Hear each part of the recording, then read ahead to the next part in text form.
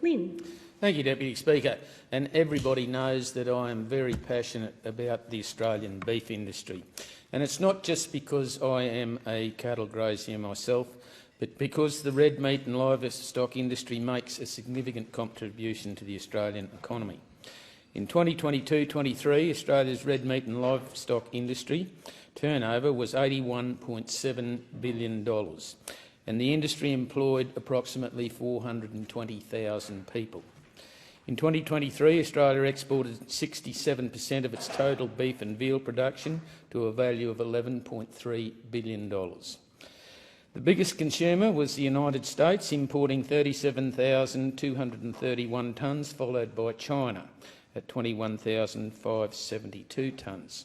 The Greater Central Queensland area is a huge contributor to the Australian agricultural sector, with over 3 million head of cattle throughout the region, predominantly dominated by beef cattle, and this is the top cattle region in Australia, with the highest head of cattle numbers anywhere in Australia.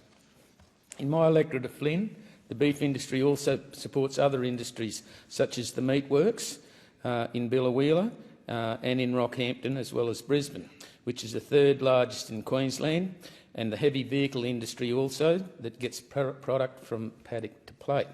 Deputy Speaker, these statistics are important as our agricultural sector is under threat due to the Labor government's decision to lift biosecurity restrictions on the importation of beef from the United States.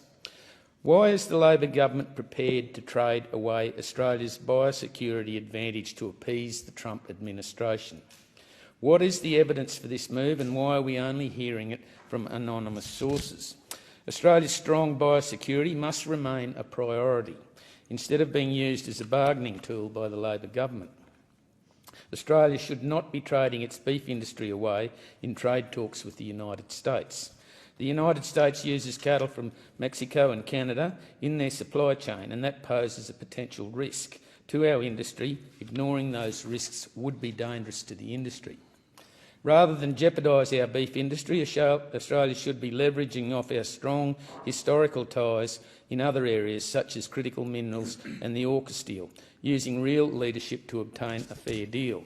Australian farms and farmers must not be put at risk, with the red meat and livestock industry making a significant contribution to the Australian economy.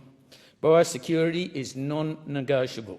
We have the world's best beef and is used in 6 billion hamburgers across the United States each year and enjoyed by countries all over the world.